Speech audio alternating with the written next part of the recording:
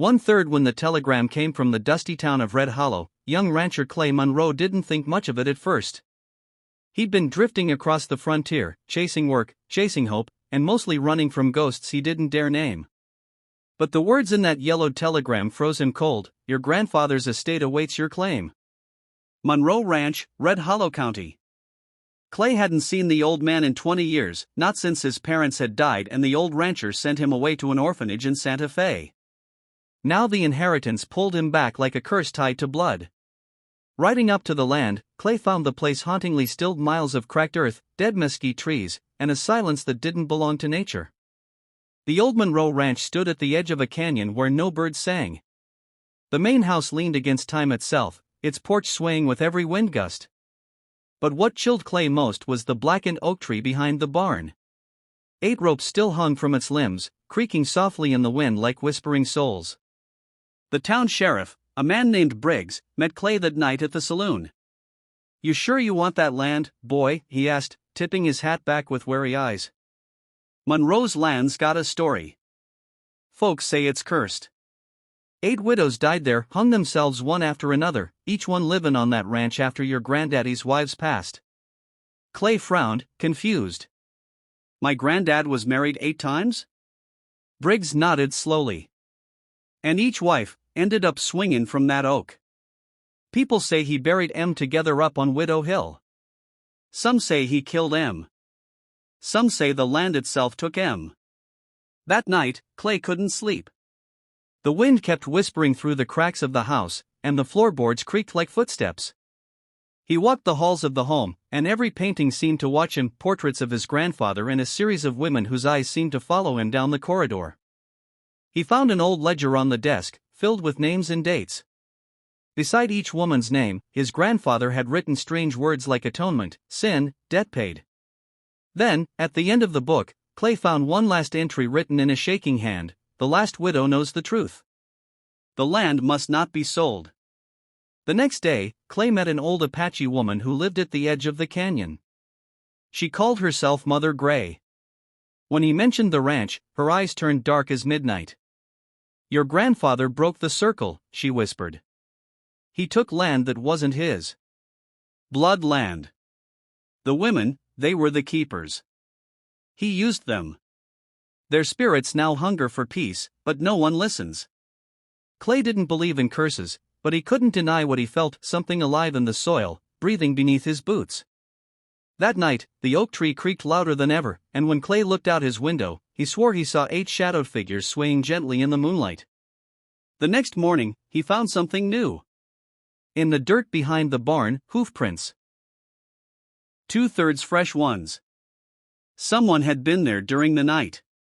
Near the blackened oak, he discovered a pendant with the initials EM engraved on it, the name of one of the women from the ledger. As he picked it up, the wind died suddenly, and for a moment, Clay heard a woman's faint sob. The land wasn't empty, it remembered. As dusk fell again, Clay made a decision: he would dig beneath the oak and find the truth himself. But as he raised the shovel, the first storm in months began to roll across Red Hollow, dark clouds tearing the horizon apart. The wind screamed through the branches, and the ropes began to swing on their own, like the widows were restless once more. Clay stood his ground as lightning lit the sky, his grandfather's words echoing in his mind: "The land must not be sold." What Clay would unearth that night would change everything he believed about family, fate, and the dark price of the West. The storm broke open the heavens that night as Clay dug beneath the blackened oak, the mud thick and red like blood. Every strike of his shovel brought a new dread, the wind howling around him like ghostly laughter. Then the metal hit something hollow, a wooden box. With trembling hands, he pried it open and gasped. Inside were 8 wedding rings, each carved with a different name, and a leather-bound journal soaked through but still legible. It was his grandfather's handwriting. Clay carried the box inside as lightning cracked above the ranch. He opened the journal by lamplight, reading words that grew darker with every page. "The widows came willingly," one entry said. "They sought refuge, forgiveness. The land needed balance, and I became the keeper." Another line chilled him deeper: "They weren't hanged by my hand, they offered themselves to keep the curse from spreading." Clay frowned, confused, his mind torn between reason and horror. But then he read the last page. the curse began with the massacre of the Apache mothers. Their blood feeds this soil. Each widow was chosen to pay the debt, until the circle could close. The last Monroe must make peace, or the land will claim him too. Suddenly, Clay heard a door slam. The house shook. He grabbed his revolver and stepped into the hall. The portraits of the women, those still faces, now dripped with water as if the rain had seeped through the walls, but when he touched one, his hand came away clean.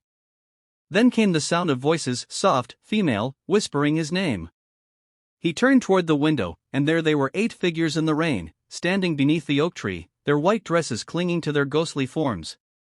They didn't move, didn't blink, just stared up at him.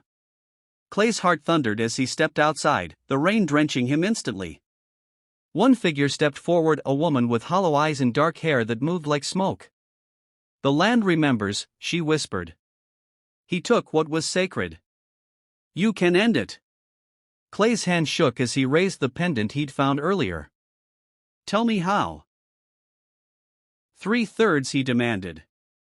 "Tell me what I have to do." She pointed to the canyon. "Return what was stolen.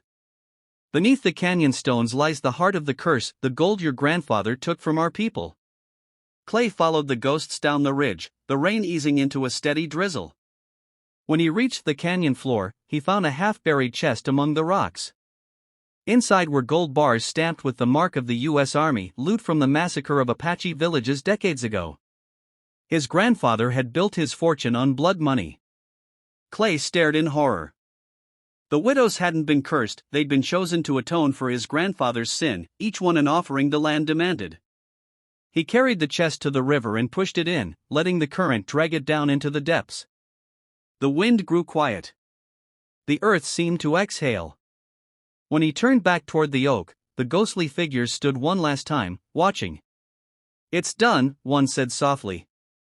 "The land will sleep." Then, like morning mist, they vanished.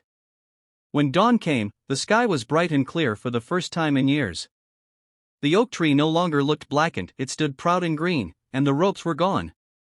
Clay stood there long after sunrise, the pendant warm in his hand. He knew then what he had to do. He rebuilt the ranch, not as Monroe land, but as Widow's Rest, a sanctuary for travelers and broken souls. The curse had ended, but the story would live on. Clay would tell it to every drifter who passed through, a warning that no man owns the land, it owns you. If this haunting tale gripped your heart, don't forget to subscribe to Best Wild West Stories, where every legend rides out of dust and darkness, bringing you the untold truths of the Old West.